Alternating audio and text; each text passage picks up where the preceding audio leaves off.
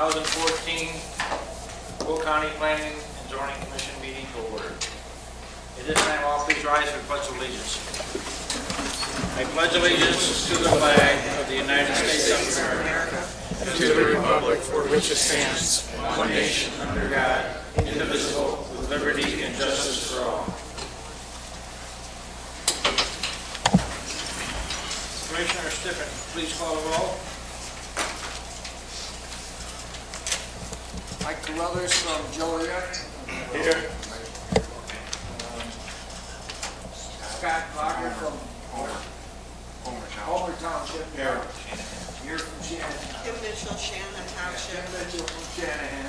And Hugh Stiffen from Frankfurt Township and Chairman Golden From Manhattan Township. Manhattan Township. Not present are Secretary Peterson from Washington Township and Commissioner White from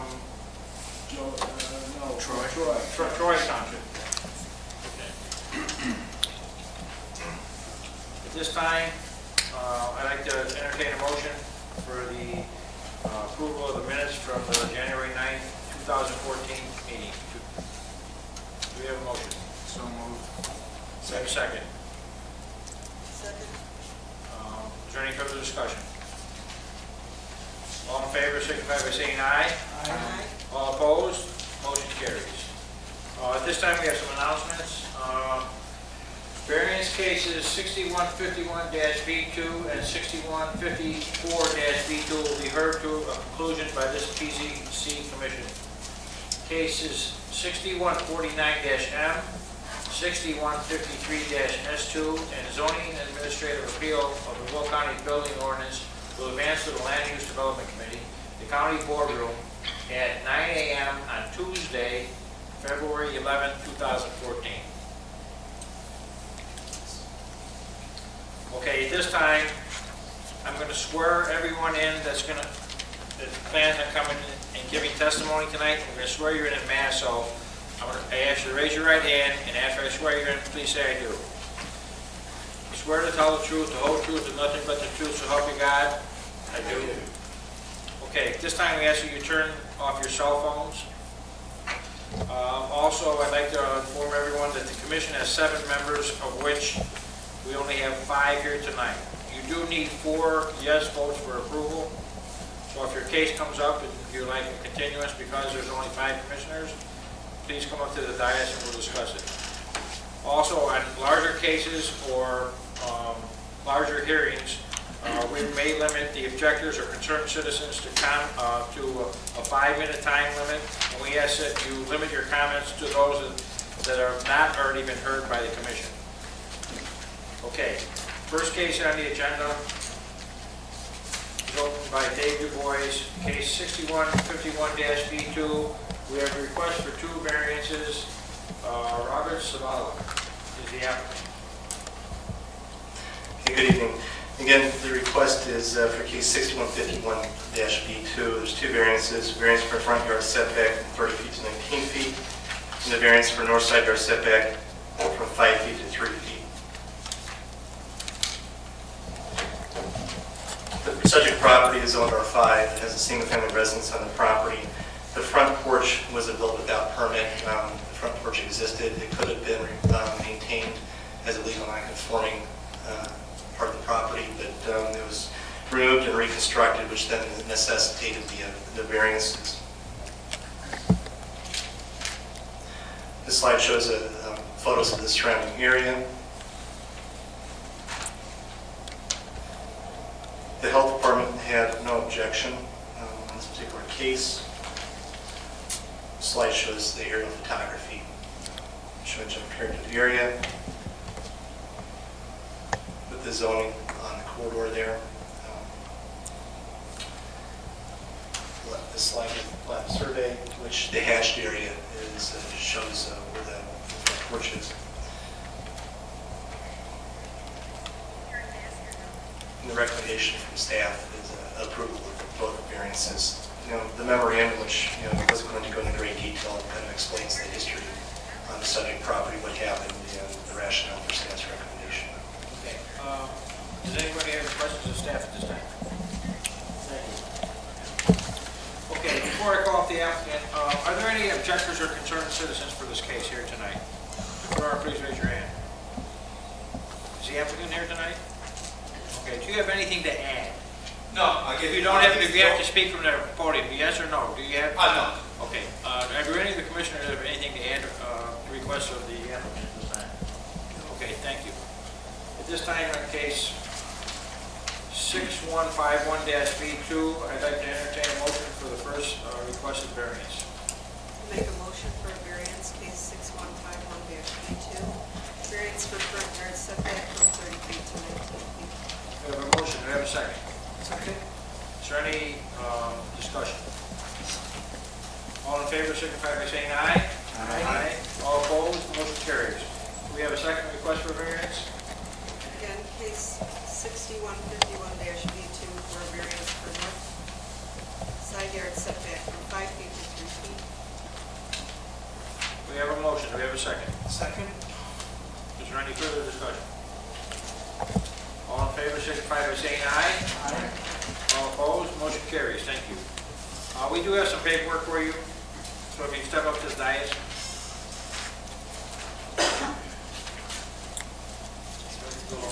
Just mark that. Yes.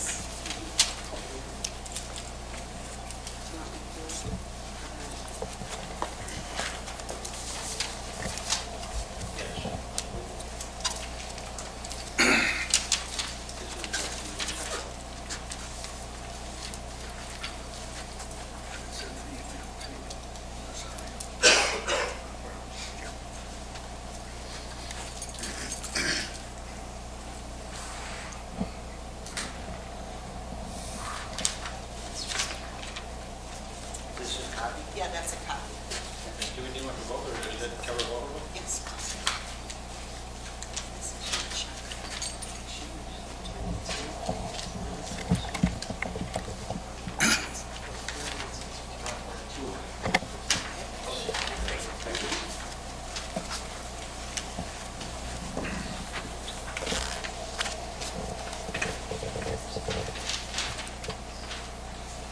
Next case, sorry. Next case on the agenda is case number 6154-B2. We have a request for two variances. The applicants are the Grundy County Land Trust Agreement number 1510, day of 4/25/2011. Merle S. Osborne, beneficiary. Jeffrey Fisher, attorney. Dave Du Bois from our staff will open the case. With case 6154-B2, again, there's the two variances, the variance for lot area from 10 acres to 6.48 acres, and the variance for north side yard setback from 50 feet to 8.92 feet.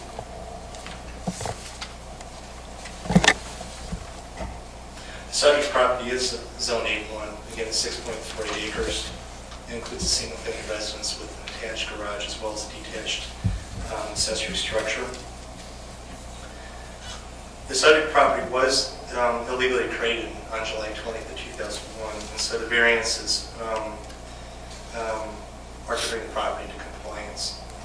And the deed records do indicate that the current owner of record is not responsible for that illegal creation. And so, again, the variances, if granted, will not alter the essential character of the area. The slide shows the property as well as some of the surrounding area. The health department does not have any objections to the request. The slide shows an aerial photography, aerial photography of the vicinity. Here's a zoning map which shows the general area as being zone A1. That's remain with variances. The slide shows the plat with the existing structures that I identified. The staff does recommend approval of both variances. Is there any questions of staff? Thank you, David. Okay, is the applicant here tonight? Okay, are there any objectors or concerned citizens for this particular case? Do any of the commissioners have any questions to ask the applicant? Okay, at this time on case 6154-B2, I'd like to entertain a motion for the first requested variance. I'll make a motion, case number 6154-B2, for a variance for a lot area from 10 acres to 6.4 acres. We have a motion, do we have a second?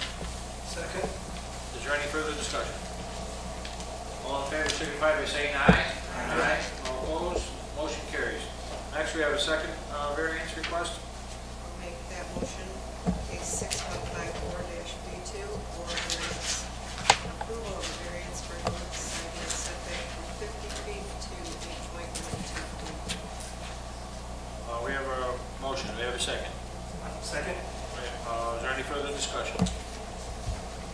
All in favor, signify by saying aye. Aye. All opposed, motion carries. Thank you. We also have some paperwork for you, sir. Would you step up to the dais? Just, no, just.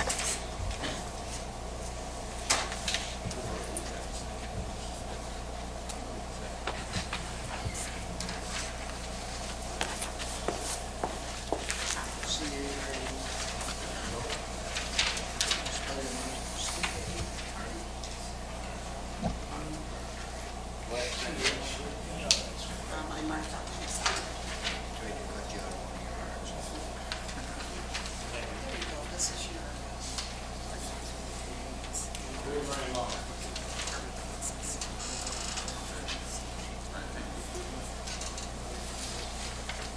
Next case on the agenda is 6149-M, which was continued from January 9, 2014. We have a request for a map amendment from C2 to R5. Applicant Stanley J. Corwin. David Du Bois from our staff will open this case. With the case 6149-M, it's a request for a map amendment from C2 to R5. The property is located on 1919 East Washington Street, within unincorporated Will County.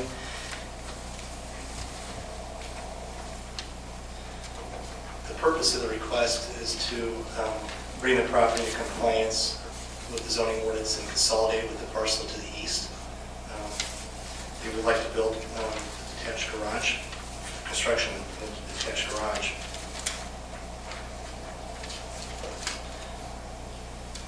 It shows the property, the general surrounding area.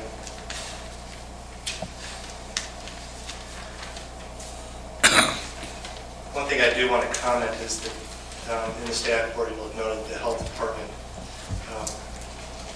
did object to the map amendment. However, the map amendment is an effort to bring the property in compliance with the zoning ordinance by rezoning the commercial zone lot residential and consolidating it with the property next door. There is an existing house on the property. And also, as well as that, any permits that are issued on the subject property will be subject to review by the health department to address any concerns that they may have. The slide shows an aerial photograph of the area of the corridor along Washington Street.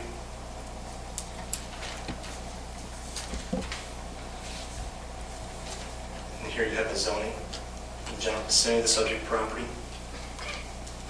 And you can see the property to the east, it's R5, there'll be consolidation.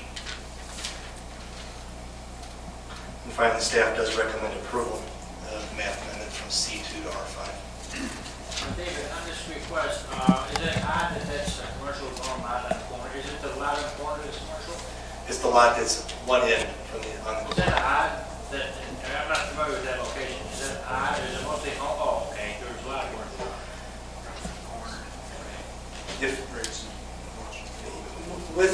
With regard to that particular C2, I did not research the zoning that occurred in 1978, but I would not say it's uncommon that in 1978, that when there's a comprehensive rezoning, there were instances where a commercial zone was overlaid on property that may have had a single-family use on the subject property.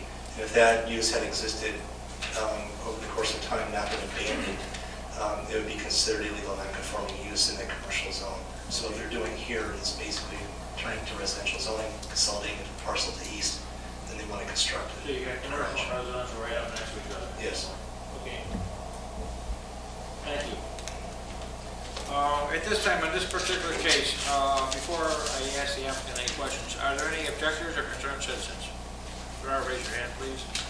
Do any of the commissioners have any questions to ask of the applicant? We do have a question. So applicant, I ask you to please come down at this point.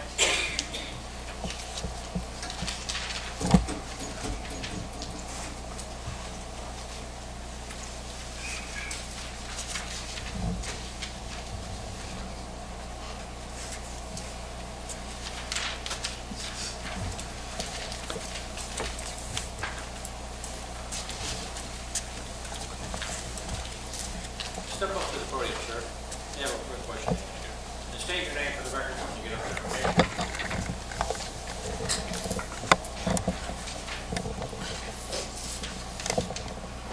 I am Stanley Corwin. Mr. Crothers, you have a question? Mr. Cohen, with the health department, they had an issue with the sewer. Has that been marked? No, what he did is he came out when I wasn't there, and the septic tank is on the side of the house. He couldn't get the cover off. So I paid a fee for him to come out, and that was the end of it. But I'm a good 100 feet away from the garage, my septic field and that. Okay, thank you. Do you have anything to add while you're up there, or no? If you don't, you can do it another time. Okay, I thanks. just want to get my due question. Appreciate you showing up. Okay, in this case, 6149-M. I'd like to entertain a request for the requested amendment, to entertain a motion for the requested amendment. Mr. Chairman, with regard to case number 6149-M, I will move for approval of draft amendment from C2 to R5. We have a motion, we have a second. Second. Is there any further discussion? All in favor, signify by saying aye. Aye. All opposed, motion carries. Thank you.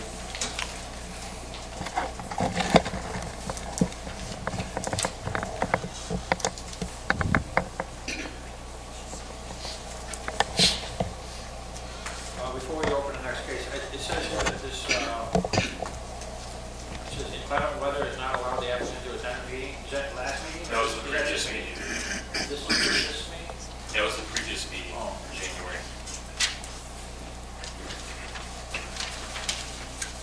So you sort of have a little bit of that tonight too. Yes.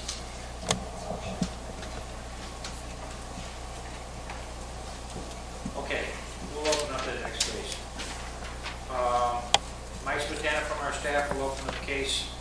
The appeal of an administrative decision, case number ZAA 2013-04. The owner of record, Marie F. Calhoun and Betty Bellinger, joint tenants. Mike? Thank you, Chairman Valone. This appeal will look familiar. We heard an appeal October 15th of 2013. That appeal was to allow for a mobile home on a leasehold parcel located in Custer Park area. That appeal was approved by this commission. When the applicants applied for a building permit, it was determined that the structure was not a mobile home. Now, that had been asked to be verified before that appeal was voted on, and when the applicant verified whether the structure was a mobile home or not, they relied upon an Illinois Secretary of State vehicle title that is incorrect. The vehicle was titled by the state as a mobile home. It is in fact a park trailer. So this first portion of this appeal is requesting permission to have a park trailer on a leasehold parcel. That typically is prohibited by the zoning ordinance. I have the motion displayed for you so you can read through that, and I'm available for any questions if you have any. I do have a question. Yes. There are parks in the county, such as the one over by Interstate 55 and Interstate 80. And I believe they were in here a couple of years ago or something. And I think they have park models in there. How does that, is that considered temporary there? Well, Temporary use? the zoning ordinance does allow for campgrounds in certain zoning districts. And with a campground, you can have park trailers come on the property and be removed from the property every 180 days. And those park trailers are regulated by the Illinois Department of Public Health. this property is not a campground, and it does not have the zoning approval to be a campground. It's a leasehold parcel, so you have various single-family residential dwellings all on one lot. Okay. I guess the question is in fact, are they actually moving them after 180 days? Because sometimes these parks advertise that you could leave your park model there year-round, but you're limited to 6 months worth of use. Well, by county codes, they're supposed to be removed every 180 days. But they may still be there. Okay. Any other questions of staff?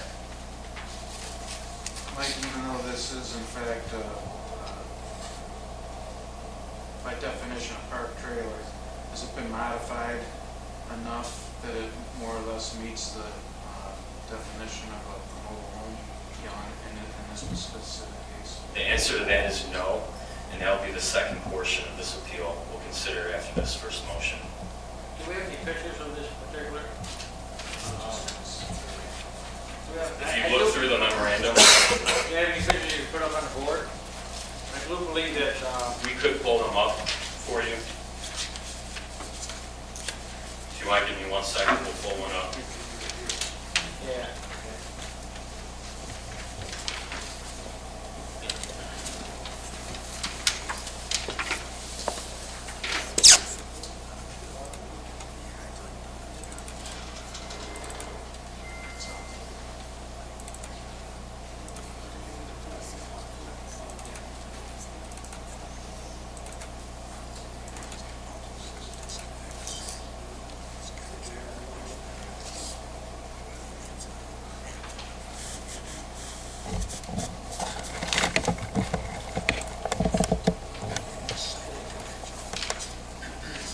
Okay, Mike, are you done with your report?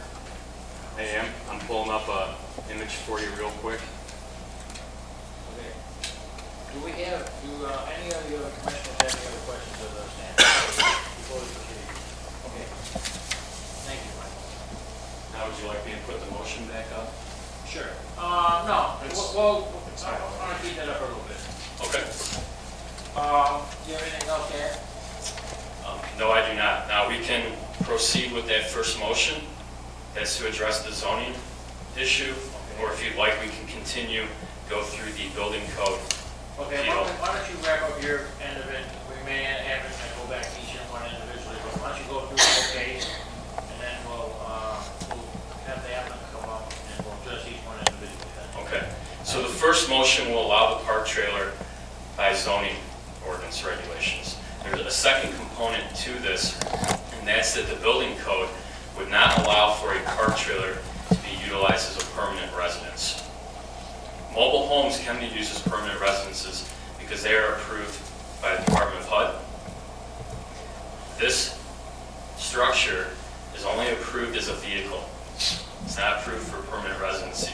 So in order for the park trailer to remain on the leasehold parcel and be used as a permanent residence, it needs both a zoning approval and a waiver of current Will County building codes. So the second motion requests that this structure be considered a mobile home for purposes of implementing the Will County building ordinance. Mike, can I ask you a question? Yes. The park trailer is many apples and oranges. Because obviously there was a lot of work done to this, it's all sited to match the house and everything else. You just roll a park trailer on there, if it's approved blanketly, as your second motion is, you know, they can roll an empty park trailer on there and say, okay, this is a dwelling, and it wouldn't be anything more than a hut. That's right. In this case, if both motions were approved, the park trailer would be allowed to remain on the property as a permanent residence. Does it meet safety codes that most permanent residents have to meet? The answer would be no, because the building ordinance has been waived. Now, regardless of how this commission votes on the building code waiver, that portion of the request will have to move forward to the Will County Board for approval. This commission does not have the authority to waive the building code. Right. But what I'm stating, and I think you know what I'm trying to say, is that there's park trailers and there's park trailers. I mean, if this thing has been built inside by a carpenter and redone and everything else, and we don't see the inside of that, of course. And what I can tell you is the plumbing, the electric, all the mechanical equipment has not been subject to the same building codes that dwellings and mobile homes is subject to. It is not designed for permanent residency. Okay, any other questions to staff? You're welcome. I have a question of Matt. In this particular case, would this, you know, depending on how it goes, would this set some sort of precedent? It could. Good, okay, thank you. All right, this time, before I call the applicant down, are there any objectors or concerned citizens in regards Yes. to this? Are there? No, if not, Yes. please have the applicant come down. Oh, are you an objector? For the applicant? I'm the applicant, Okay, and come on this down. is the person in the home. Okay, what we're gonna do is we'll have you both come up here, but I only want one of you to speak at a time. And please state your name for the records. You can step back there, sir. My name's Marie Calhoun, and I am the property owner of this section of land. And Doug, who is with me, in case there was some question I didn't know since I got into this just recently, because of a series of deaths in the family, the elders are all gone now. So I've been living in Florida for 34 years, and I came up last time, I came up this time again. That's why when the weather was so bad, I canceled my flight the night before watching it. And then when it was rescheduled for Thursday, I couldn't really afford what it would cost me for a flight in a day's notice. Doug Forsythe's been living there. I wasn't involved when he went in June 2005. He had the title, said it was a mobile home. At that time, there were people two had passed away in the family, and no one was really in charge of this. This is not a money-making area. Everyone pays $1,500 a year, not a month. That was just recently raised. That's a year. Because the people that do live out there, which there are 4 out of 13 that I'm presently extending leases to, all 4 of those people in those residences are handicapped, including Doug Forsythe. Doug moved in there in June 2005. We've been through several tax assessors. He had to pay 4 years of back taxes from a house was there that burned down, which he did. He was working then as laborer, union laborer, but he became disabled in 2008, October 1st, 2008. And he has a titanium cage for a back. His residence, only since I've been up here, in touch with everyone through the cold weather, canceling my trip, and then here again through some pretty ugly weather. I got in Friday night. His place is the only residence there that has not had problems, including where I'm staying at my aunt's across 113 straight across the road, pipe freezing issues. So this may not meet some codes, but I fully think that it will meet the codes, and even though it may not be wired or plumbed according to what a HUD-approved trailer would be, there's been a lot of work and they're all by skilled people in the trades at this house. And what Mike said, what originally came with it, some of it did come originally with it. Now, Mr. Forsythe Doug is willing to do whatever he could, if there were issues with that, to make the improvements. If you have to go from plastic to copper, which I can't really understand, everyone else is doing just the opposite, but that's one thing that was mentioned to me when I was at their office, that is there plastic piping under the sink. And I looked myself, there's no sticker on that anywhere. I looked on the tongue, I went underneath there, the hitch or tongue, whatever you call it. There's no stickers anywhere. And all I saw was this title that said it was a mobile home. So none of this was done maliciously. He's been there 9 years, this coming June, and this would create a real hardship. And if anything, the people out there just have a quiet, very affordable place for people with little income. And this is just very sad. The whole thing's very sad. And I understand there's codes and regulations, but there was no malicious intent made here. And I see these park trailers, and I know people living in them all year.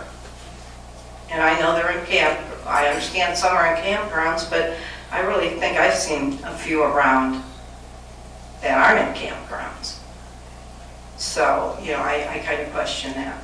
This all came out of a complaint of which the person next door to Doug made on 5 people out there. And the will count, when they came out, they only saw Doug's that they could see any big difference in because the house had burnt down. And it was empty, and the trees were burned and damaged, so Doug had them removed.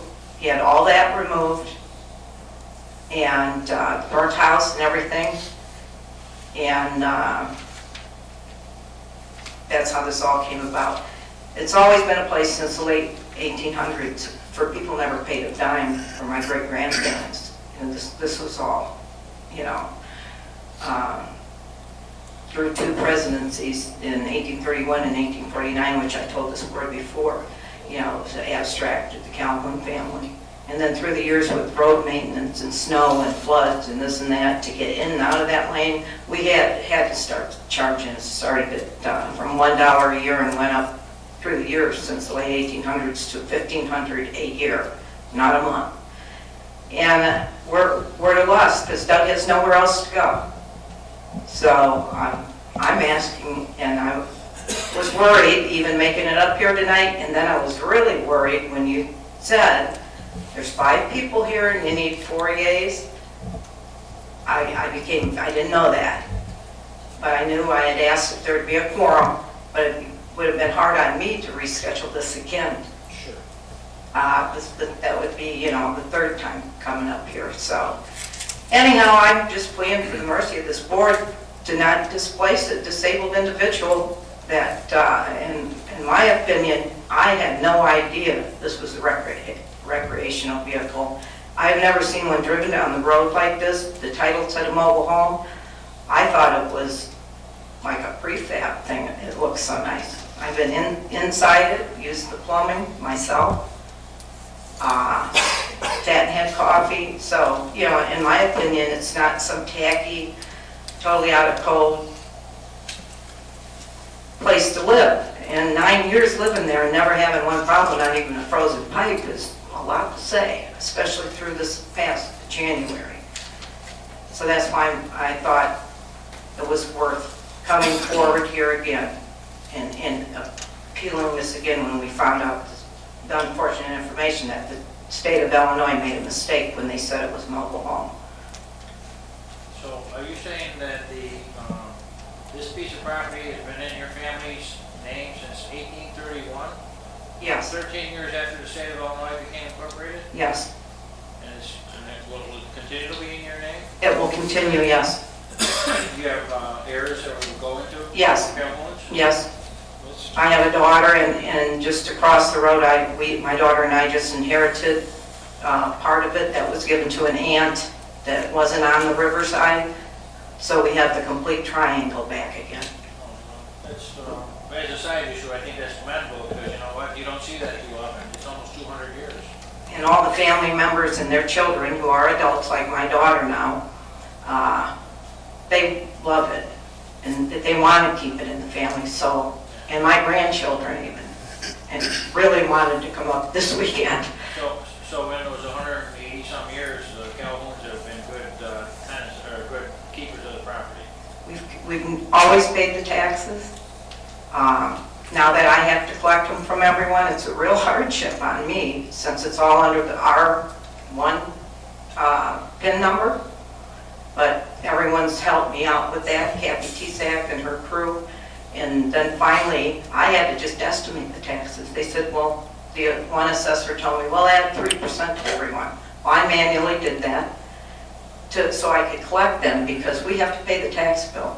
So out of the approximately $19,000, the tax bill is $15,000 that we collect from the $1,500 a month, a year lease.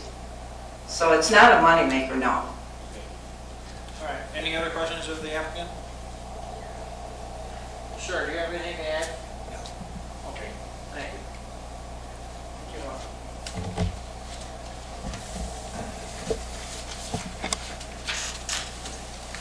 Michael, do you have something to add? I just want to go over the motions one last time, make sure we get them right. The first motion is to allow for the park trailer on a leasehold parcel. That is a zoning appeal.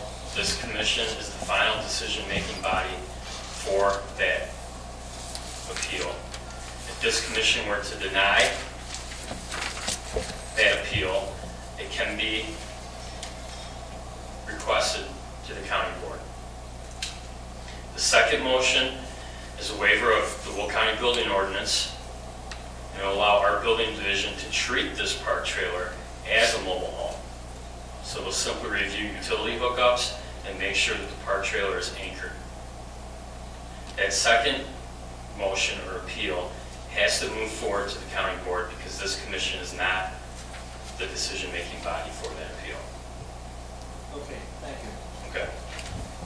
Okay, this time on the first request, I'd like to entertain a motion. Mr. Chairman, with regard to case number ZAA 2013-04, I would make the following motion.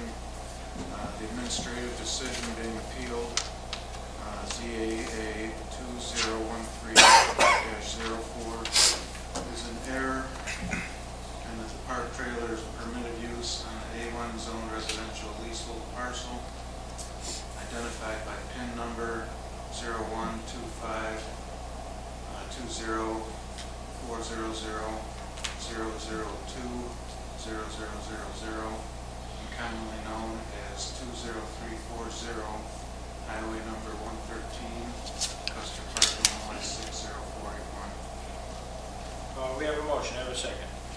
Second. Is there any discussion?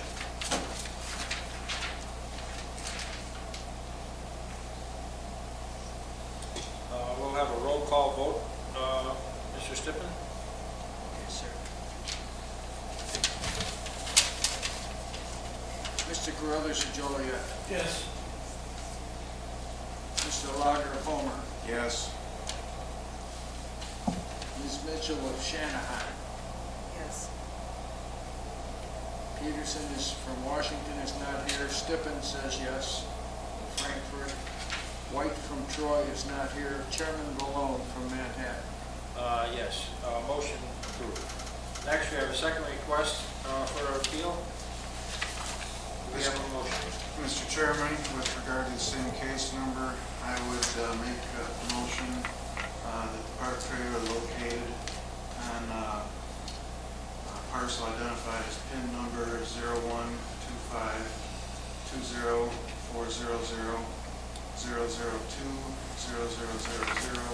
and commonly known as 20340 Highway 113, Custer Park, Illinois 60481, shall be considered a mobile home with regard to its installation and utility connections. We have a motion, have a second. Second. Is there any discussion?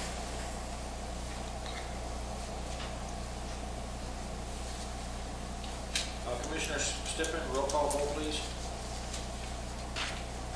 Mr. Carruthers of Joliet. Yes.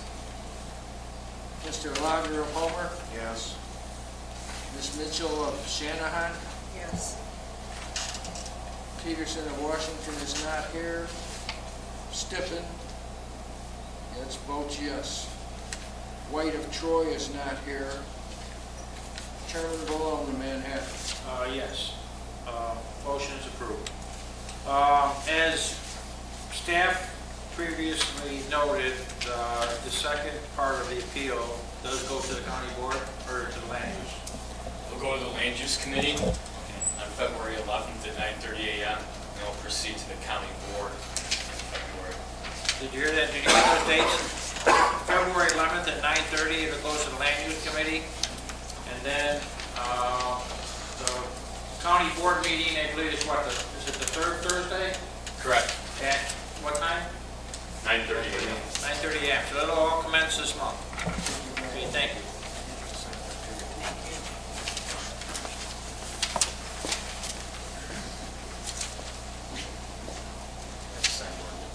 Let's sign this. Yes. Paperwork for you, ma'am.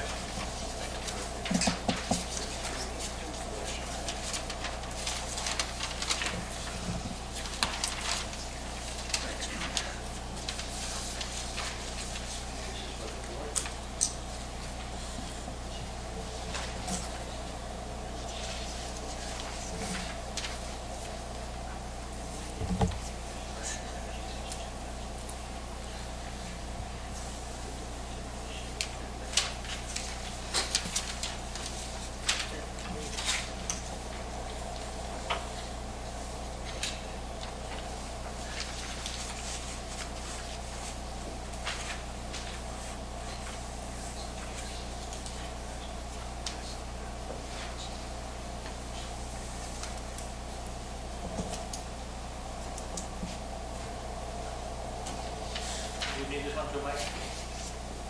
We'll collect that.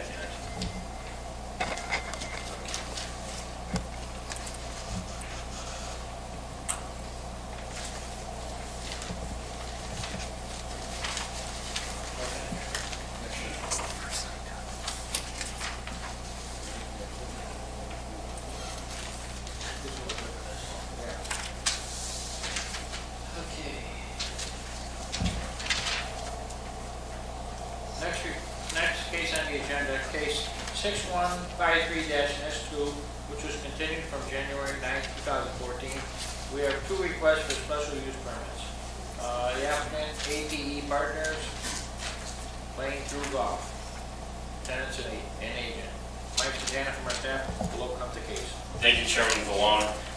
This case takes place in Plainfield Township. The request is a special use permit for sports and recreation and a special use permit for ancillary liquor service. Subject property is zoned I-1. This case also originates as an appeal. That was ZAA 2013-02. The appeal was to allow for ancillary liquor service in the I-1 zoning district. This commission did deny that appeal. Ultimately, it was approved by the county board through resolution. We have a photo of the property as the storefront in which the virtual golf center will be conducted. We have three additional photos of the property and surrounding area. The picture displayed in the upper left-hand corner is looking west across the subject property. The picture in the upper right-hand corner is looking east across the property. And then the picture at the bottom is a second photo looking east towards the neighboring residential uses. We also have a photo of the inside of the facility. This is a virtual golf center, and this is where you would go and play golf. I thought I would include that because I do not believe we've had a special use permit request in the past for this type of use. The Land Use Department received comments from the Will County Health Department. The Will County Health Department will require a sign-off both for operation of the golfing facility and for the ancillary liquor service. Staff has proposed a condition to the special use permit, which will require a building permit be obtained from the Land Use Department. Through that building permit process, we will ensure that all health department regulations are met. We have an aerial of the property. The property is outlined in yellow. This is on Von Esch Road, which is just north of Caton Farm Road and just east of I-55. And we have the zoning map depicting the property zoning and surrounding area. The property is in an I-1 zone corridor that's between I-55 and Von Esch. Further to the east, south, and northwest, you have residential zoning and property within the city of Joliet and village of Plainfield.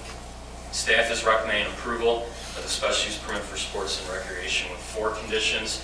Staff is also recommending approval of the special use permit for ancillary liquor service with 4 conditions. And that concludes staff's analysis. Do you have any questions to say? Mike? I have one question. You?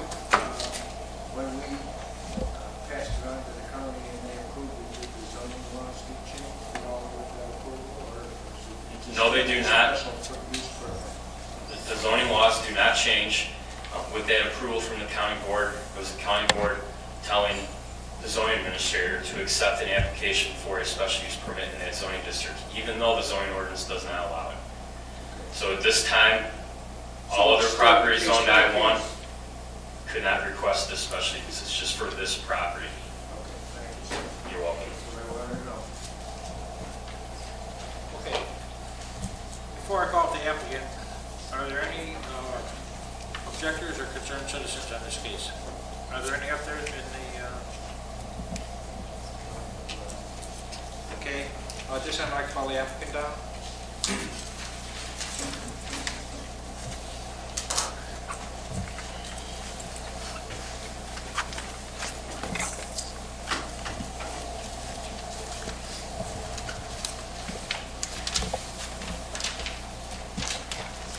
Please state your name for the record. My name is Tom Powers.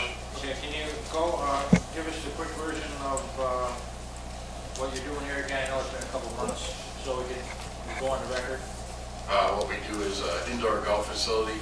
It's basically the easiest way to describe it. It's along the lines of a bowling alley. Instead of bowling lanes, we have golf simulators. We conduct leagues. We also have 3 PGA pros. We teach golf, instruct golf at high school teams that play in there, work out in there. And basically everything you can do at a golf course. So, which also, the reason we're looking into the liquor part of it is because of golf outings, fundraisers for charitable groups, along those lines. But basically anything you do at a golf course, we can do inside our golf center.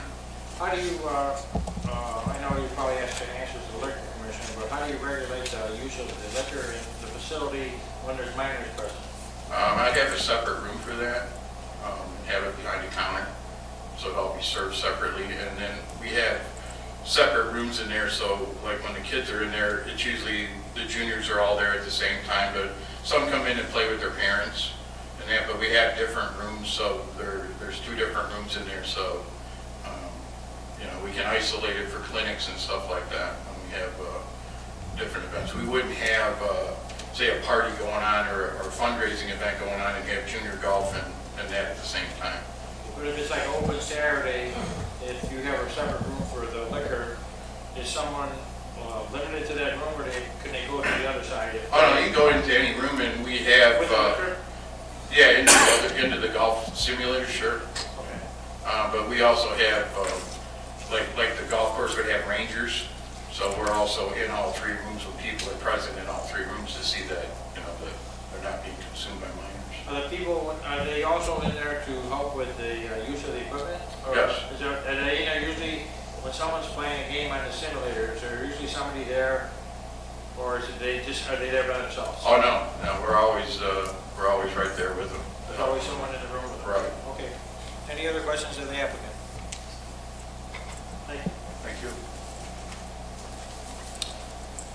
At this time, on case 6153-S2, I'd like to entertain a motion for the requested special use. Chairman, I make a motion to approve case number 6153-S2, special use permit for sports and recreation. We have a motion, do I have a second? Second. Is there any further discussion? All in favor, signify by saying aye. Aye. All opposed, motion carries. Next, we have a second request for, did you include that there were 4 conditions in there? The 4 conditions. And next, we have a second request for a special use permit. I'd like to entertain a motion. Mr. Chairman, same case number 6153-S2, special use permit for auxiliary liquor service with the 4 conditions mentioned as that. Okay, we have a motion, we have a second. Is there any further discussion? All in favor, signify by saying aye. Aye. All opposed, motion carries. Thank you.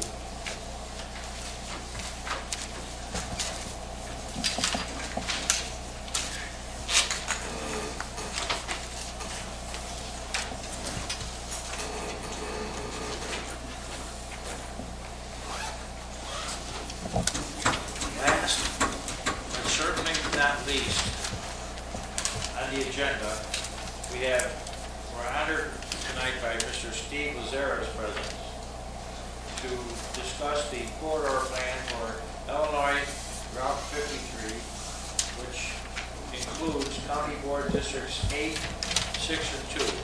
So at this time, I'm going to give the microphone to Mr. Lazzara.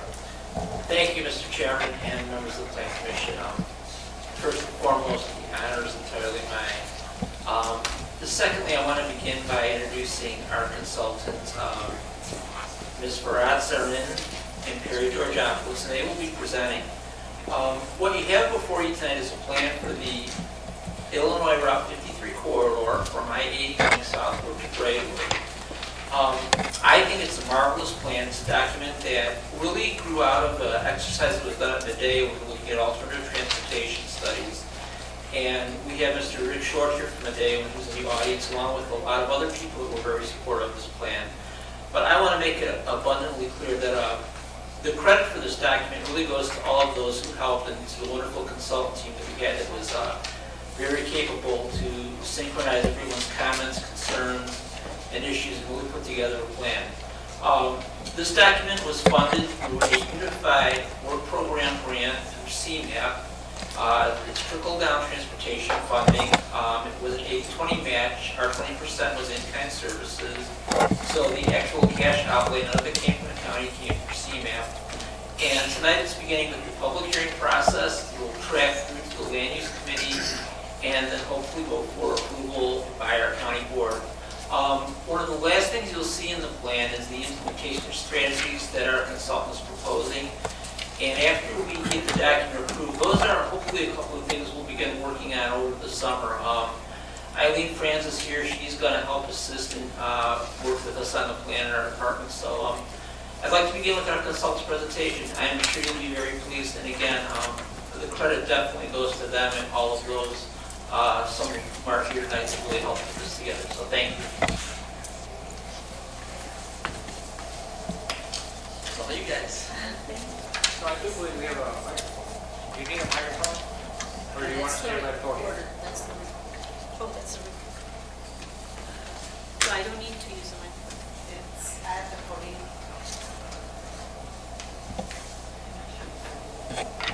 All right, well, thank you so much for having us, considering it's such lovely weather outside.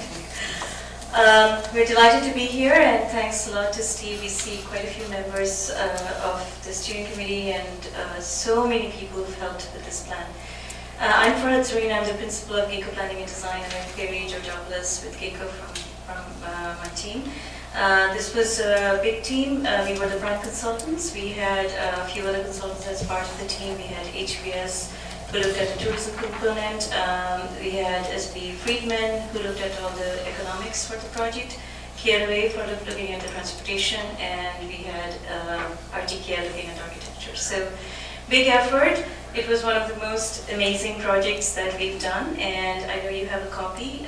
We hope you were excited to see the end product. So today we are not going to go through the whole plan. We don't want to keep you till midnight, but just to give you an essence of what hopefully what the plan was all about. The plan, as Steve mentioned,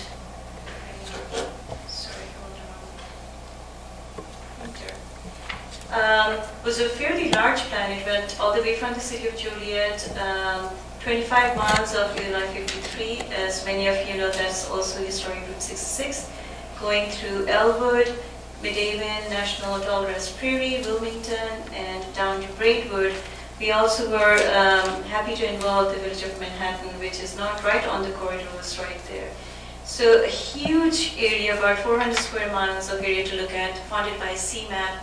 Through the whole effort for about a year, we had, I don't know, over maybe 50 meetings with so many agencies, so many stakeholders, great response, and it was a pleasure to try and kind of capture all of their hopes. The plan, it's not a standard planning document that we kind of typically work on. We had 3 simple goals, really to find a way to do one plan that would look out for everyone's interest, looking at really the economics of this place and focusing on tourism.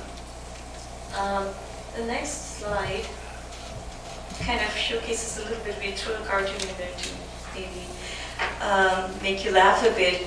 But one of the things, every time as planners we do a planning project, we end up writing a fat report. We, from Ginkgo, really are trying not to do that, but traditionally there is a big report, as Steve mentioned, that often sits on shelves. People talk about how, nothing happens. So from the start, we really tried to do something different. We didn't want it to be one more thing that was made in a place that produces total gibberish, which a lot of planning documents unfortunately become. We wanted to make something that was slim, very user-friendly, would be more than a planning document. And as you can see in the package that you have, it's split up into these little pieces. It is one book, but it allows each municipality to just take a few pages and be able to have a very specific graphic and user-friendly way to implement it. Also, the first section of the book was laid out as a way to hopefully market the area. Funds are limited. We didn't want to do a plan and say, well, now go and hire someone to now do a whole marketing document. So we hope to make the plan as technical as possible, but also be something that could be used as a marketing document instantly. So as you can see from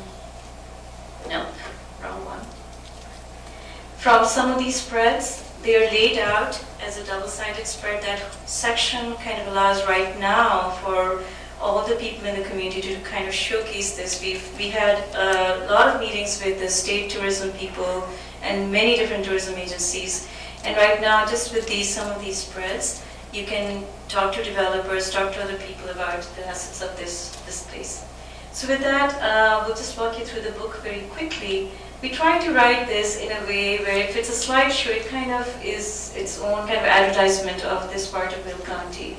And we say this with great sincerity, that this is a place so close to Chicago in southwest Will County, where you have everything from major sports venues to a national cemetery to a national tallgrass prairie.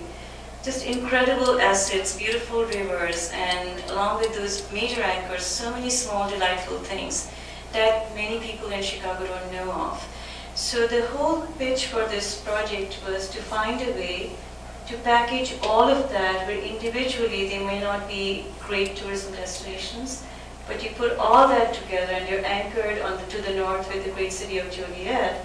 You anchor all of that together from mid-sized cities, big cities, down to small towns, and you have something great. And the idea through this whole project is to position this part of Will County, along with Route 66, as a major Midwest tourism destination.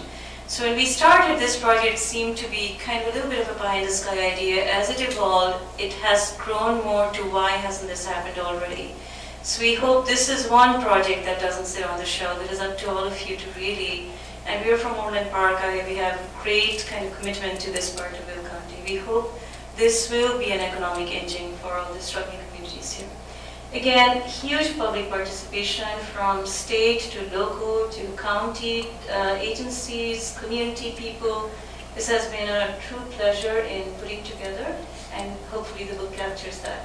So we wanted to kind of touch base a little bit on, we're not just basing this on the fact that we love this part of Will County, and we hope that droves of people come here for a weekend getaway. This was based on kind of our consultants who looked at it, and really the number that we are trying to kind of focus on is this big idea that this is the stretch we're looking at. Within an hour's drive, within 2 hours drive, we have over 20 million people. And right now, if you watched this Super Bowl, you saw an ad that was from the State Tourism Bureau. They were highlighting Illinois tourism, but not so much the city of Chicago. They actually showed Pontiac on Route 66. And hopefully pretty soon they'll be showing this part also. But the idea that we lose so much tourism dollars to places like Michigan, to Door County, and even Galena, which is in the state, there isn't that one tourism getaway within 2 hours drive that's near Chicago right now. Maybe Lake Geneva comes close. So we really think that this is the place that gradually with state and local support, we can position it that way. There are a lot of numbers in the book. We've tried to make it easy to digest, but basically it's saying that unlike some of the other more established destinations like Dells and Spring Green and Door County, we actually have a much bigger population that's within driving distance and much closer. So that's something good. Our consultants and our whole team, we did look at all the other venues that we're competing with, what they offered, what we didn't offer. And in general, we found there are two things that are lacking right now. One is, of course, a common identity.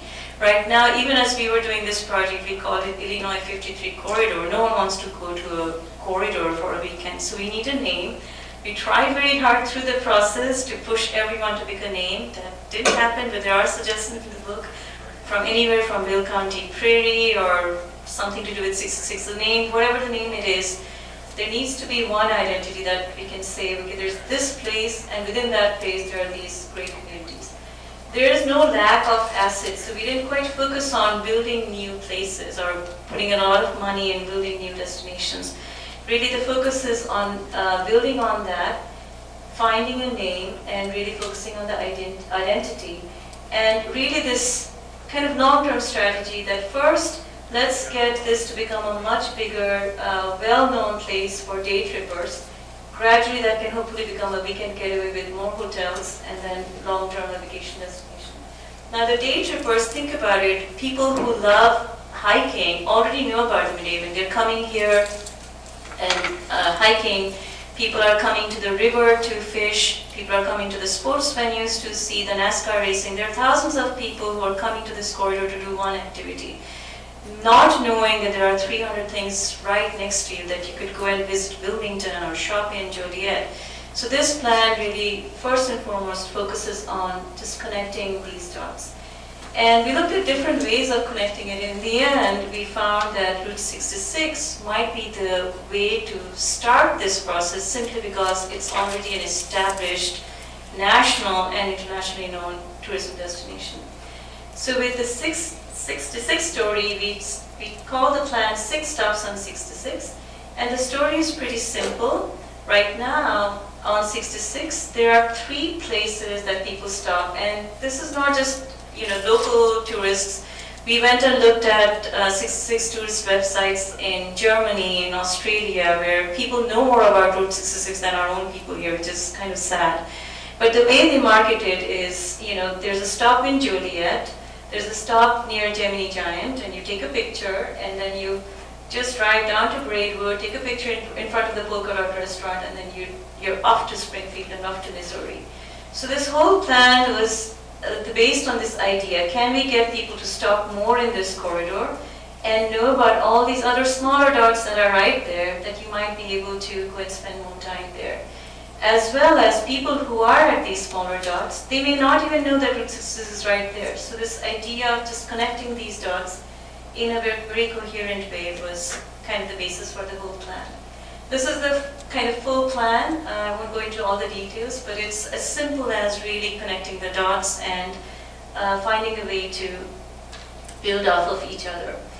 So for each of these stops, we were trying to figure out, okay, it's nice to draw a planning diagram and say where to connect the dots. In reality, what does that mean? So we went back and looked at kind of the spirit of Route 66. It was really about iconic things that weren't designed by planners. They were local, they were different, they were unique, they were fun, oversized, they were family friendly.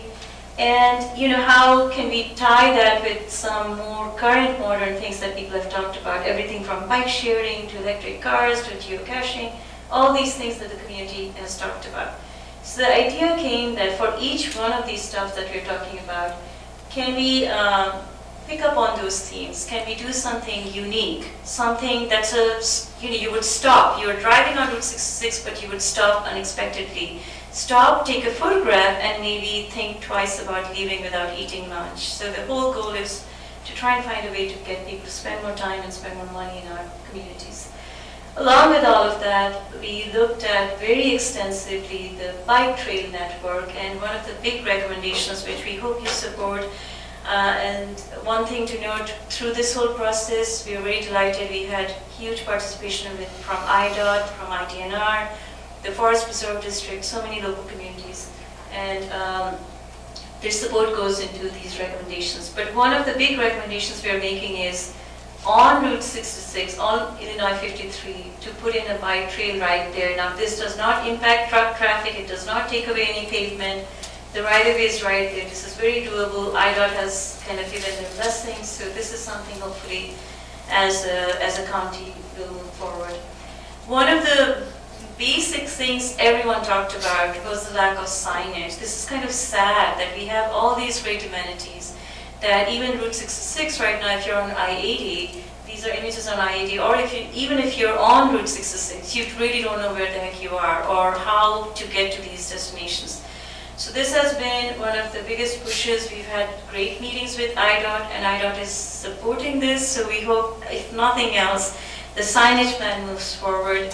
This is the time to kind of really push for signage, and we have a very extensive signage plan that shows everything from highway signage, which IDOT has supported, as well as signage on Route 66, Illinois 53, as well as local signage, along with working with a lot of signage that the Route 66 community is already doing. So with all of that, the idea would be that if you're in one spot, you would know about the others and be able to go and, if you had the time, be able to go and do those things. So the signage is something that we hope moves forward very, very fast.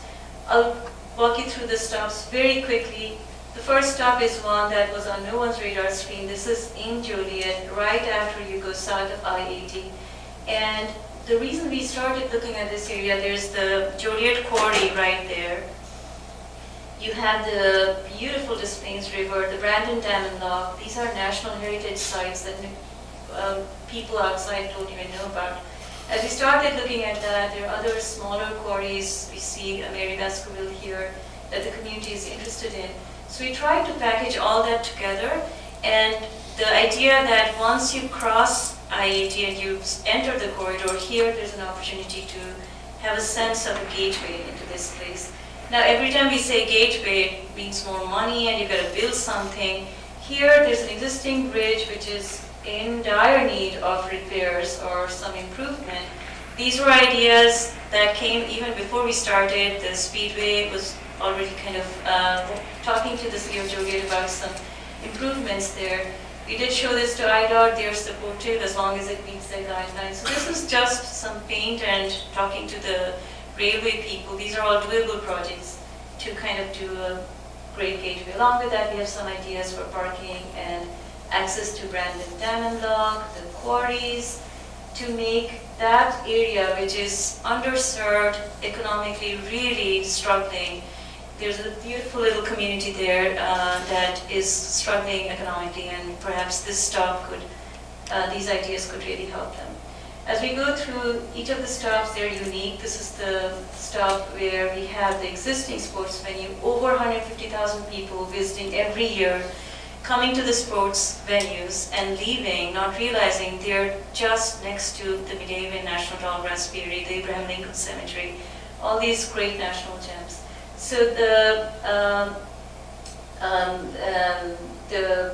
sports arena people have been amazing in helping us with this plan.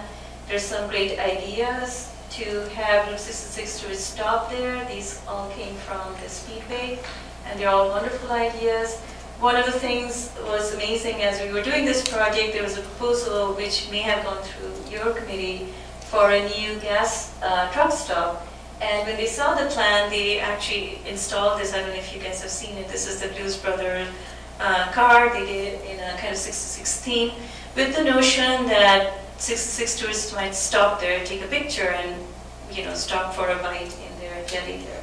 So these are all great ideas that wonderfully are moving forward. Elwood was a great part of this project with the cemetery and with their great history. And of course, the Medavin National Tallgrass Pier, kind of at the heart of this whole corridor. It is unthinkable every year, over 40,000 Route 66 tourists from all over the world are driving this without stopping at one of our great treasures here. What a beautiful story. And so we again applaud the Medavin group for all their help and all their feedback. And again, we hope as the prairie is more restored along with time, that this becomes a major stop in this corridor.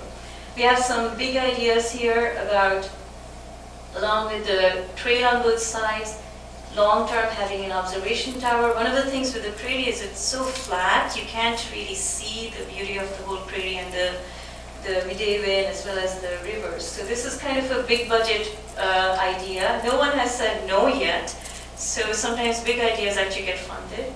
So the idea of having a very tall observation tower right at the heart of Midway and Route 66, that would give you a beautiful vantage point. You'd see all the way up to Joliet and all the way south to Braidwood would be something amazing. Whole different scale here, Wilmington with their beautiful Main Street.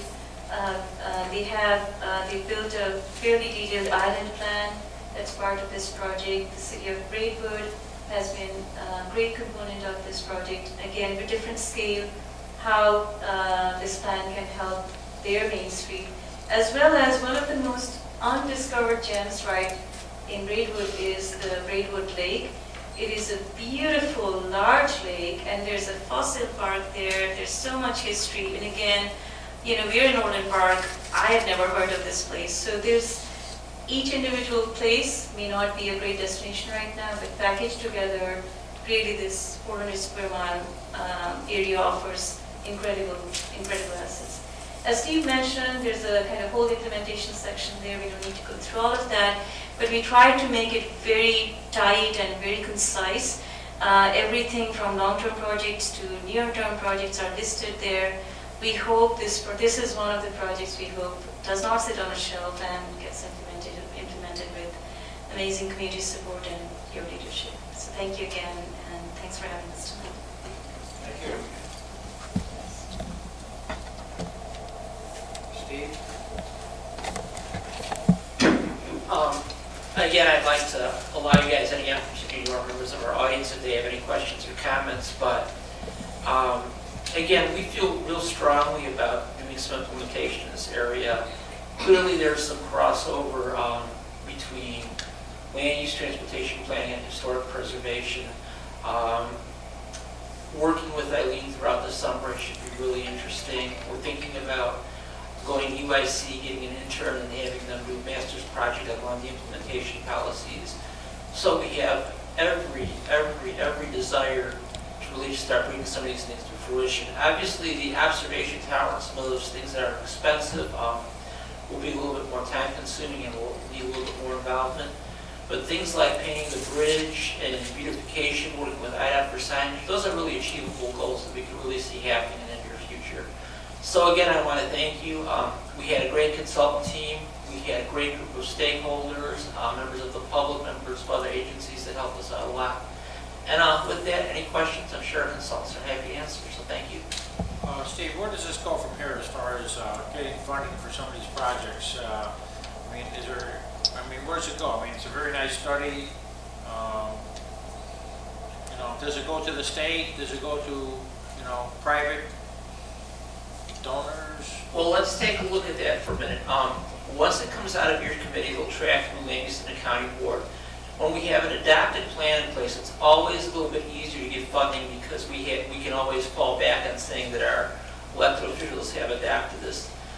All of the implementation strategies in there probably could branch out to different agencies, different forms of government. For instance, the signage. We could start with that because that's one of the pieces of low-hanging fruit. That we're going to work specifically with IDOT to get funded. Things like the observation deck that we're talking about there, a little bit bigger picture, we'll probably work very closely with Rick and the crew at Medeowin, and maybe look and see if there's federal funding available. That, again, that's a little bit more higher hanging fruit. But to answer your question, Chairman, probably a variety of different sources. Does anybody else have any questions? Do any members of the audience have any questions? Or any points to be made? Yes, do you have a question? I wish to offer public comment. Sure, would you come down? Thank you for your presentation. And if you'd like, he's can offer some comment. If you'd like to respond to it, you're more than welcome to. Sit right down in one of those chairs until he's done speaking. Thank you.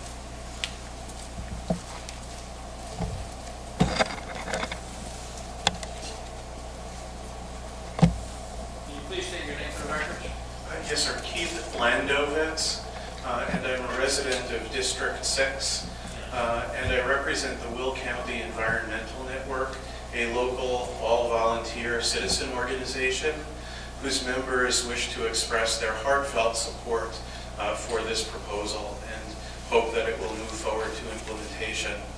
I offer 3 comments. First, I wish to thank and commend Mr. Lazzara and the members of the county staff and their partners at the Ginkgo firm. I can testify to the public involvement that Ms. Zarian has mentioned. From our perspective as a citizen organization, the process has been very open and collaborative and very much a demonstration of open government. So we applaud that and are grateful for that. Second, I think as an environmental group and as a local group, we struggle with the challenges of balancing economic development and conservation aims. I look at our county seal, which I think illustrates some of those challenges. We see this plan as really being the best of both worlds. And we see this very much as complementing some of the other strategies for economic development in our county that while they may have very good impact on the economic side, may not be as beneficial in terms of quality of life and economic or environmental conservation. So we see this plan as striking a very nice balance between both of those aims, and we commend the team for having achieved that.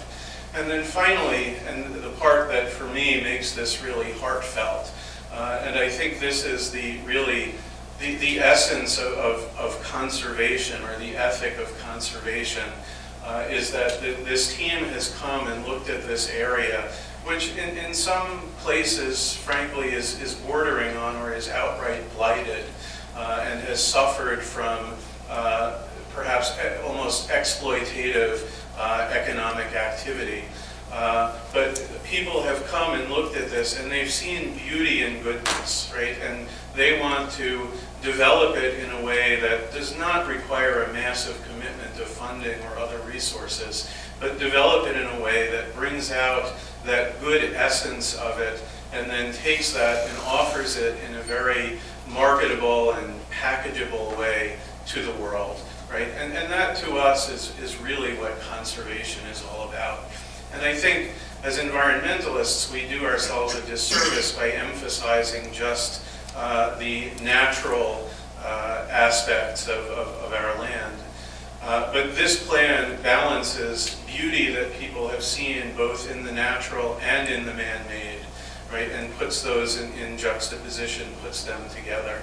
So that we see as truly a marvelous accomplishment and something that we heartedly support. So thank you for the opportunity to address you. Thank you. Thank you. You know, may I add to what you said was I thought one of the things that I got from it was we had a lot of little gems along the way, but if you tie them all together, it's a pretty nice package. And I think that, we all look at it. We have the National Cemetery, we have, museum up in Joliet, we have the racetrack, we have, the launching pad, we have some nice restaurants down in the southern area. So I think if you package it all together, it's a pretty nice package. Yeah, it's actually, we really appreciate all the beautiful comments. This wasn't a typical project for us. We poured our passion into it as well as so many people. This would be a sad one if it didn't go through. So as Steve mentioned, definitely the signage. And I just think if it's branded and it's positioned and the name gets out, you have incredible, people here with their own ideas. So new things will come in, and which we haven't anticipated. We just need to set that stage where community members will take the initiative and do great things. I think this plan also, unlike so many other plans, doesn't really depend on a lot of developers from outside coming in and doing things. So many of our plans are dependent on outside money and investment, which doesn't happen and the plan doesn't go anywhere. We really try to see if this plan could be done really with people in Will County, with what you have. So we truly wish the best of luck. implementation. Thank you so much for your time. Are there any other, anyone in the audience that would like to make a comment tonight or have any questions? Okay, thank you. In keeping with our, the wonderful comments about transparency, what would be the date for this to go to land use on? The 11th at 9:30 in this room. It'll go before the land use committee, which is a subcommittee of the county board. And that's hosted by 7 county board members. It's the land use development committee. 9:30 this room on the 11th, correct? Yes. Okay, thank you. Thank you. Okay, at this time, we have to ask if the staff has any announcements. I'm not sure. Do we have to make a motion on this? Steve, would we have to make a motion on this or? Yes, a motion to support the plan and forward on to land use committee. Can you say that again, please? A motion of support for the Illinois Route 53 plan and then forward on to the land use committee. Okay. At this time, I'd like to entertain a motion for support for the corridor plan, Illinois Route 53. So moved. We have a motion, do I have a second? All in favor signify by saying aye. Aye. All opposed? Motion carries. Good luck. Thank you very much. Thank you. At this time, I'd like to, Mike, you have any comments? I do not. At this time, I'd like to entertain a motion to adjourn. So moved. Do we have a second? All in favor signify by saying aye. Aye. All opposed? Sign this last sheet before you go.